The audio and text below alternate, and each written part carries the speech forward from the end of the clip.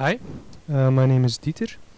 I plan to give you a number of YouTube chess lectures, and more specifically, I'd like to focus on lessons for visually impaired people. Um, Therefore, I have to pay attention that I carefully mention the moves. Um, this is very important because, okay, people cannot visually follow the board. So I have to be very clear about that. It will be a bit of practice in the beginning. Um, but I wanted to make videos because, yeah, if someone else could benefit from them, and maybe more important, if someone else could correct them and tell me where I gone wrong, that would benefit everyone, I think. So yeah, the first theme of my lectures will be to build an easy to digest opening repertoire, which is not too sharp, which has a lot of common themes for both white and black. And that has mainly to do with the fact that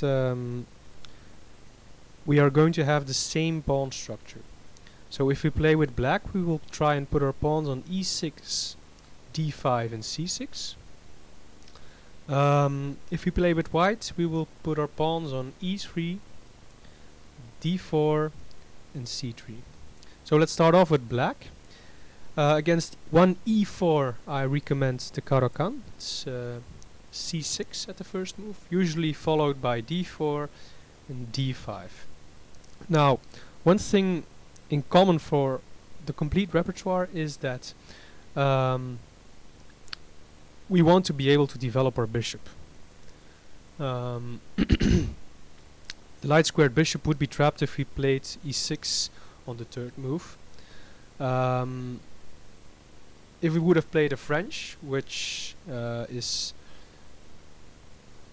e4, e6, d4, d5, you can see, okay, your bishop is already trapped. And it's not like white is going to take on d5 and give you, and free your bishop. He's not going to do that. So the main difference in case of the Caro-Kann is that so e4, c6, d4, d5 is that your bishop is still free. So if a knight pops out on f3, for example, you're able to pin it, and your bishop is out of the chain. And you're not afraid of exchanging this bishop for a knight. You have plenty of control over the white squares, and yeah, very often this bishop is a problem piece. So it might be less trouble getting rid of it than to try to hold on to it, because it proves actually most of the time almost impossible to hold on to it. So why put a lot of energy in trying to maintain it? So against d4, we are going to do practically the same. We play so d4, d5, queen's pawn opening. If white continues with the queen's gambit, we play c6. This is the Slav defense. Again, the pawns are on the white squares, and again, the idea of the opening is to develop the bishop if possible, and there are exceptions, but in the main lines you try to develop the bishop most of the time to f5, and then you play e6, closing the pawn chain if possible. We will see that if we study the Slav more carefully that yeah, you really need to be careful. There is some theory to consider which will point out when we can play like this, or if we need to build up to this bishop development, because okay, the bishop always leaves leaves one weak square in black's camp, and that's the b7 square.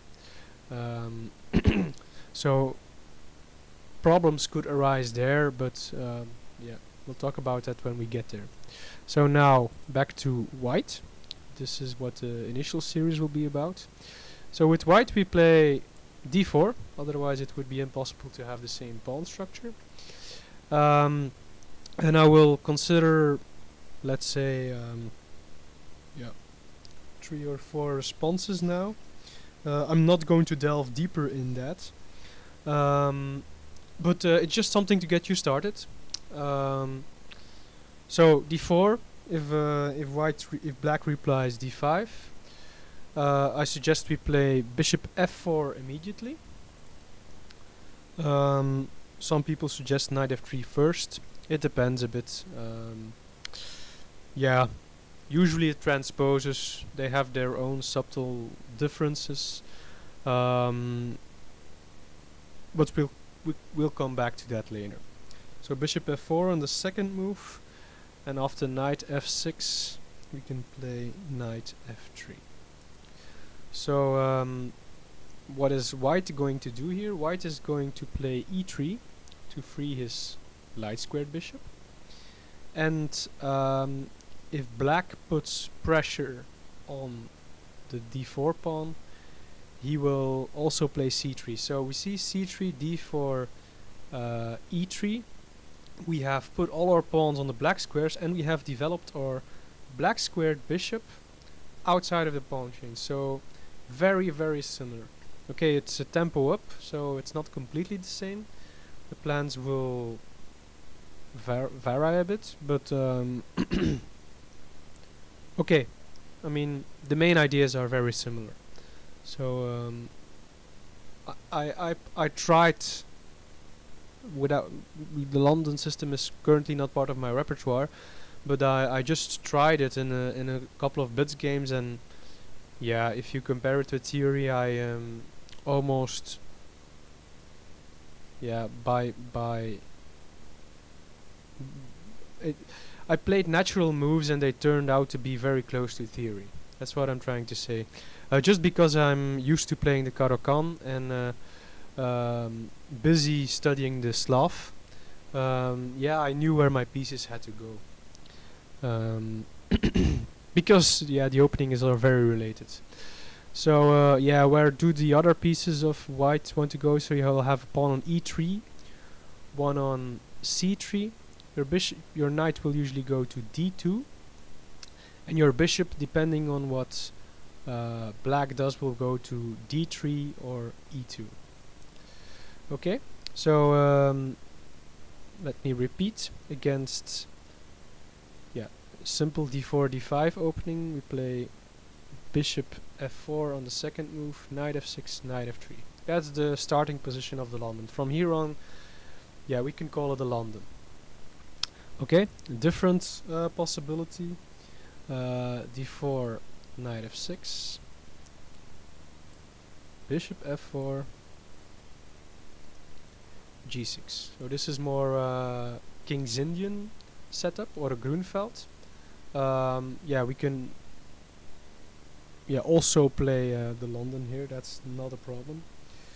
So again, we play a knight f3, and always the same moves actually. Then yeah, there's also the Nimzo Indian setup. So d4, knight f6, bishop f4, e6, knight f3 again, always the same. And maybe another example, a more less familiar line, is d4, d5, bishop f4, knight c6, knight f3. This is the Chigorin defense, which, if I should believe my books, isn't doing too well against the London system. So they are not going to trick you. Maybe you don't know any theory here, but yeah, probably because there isn't too much of it.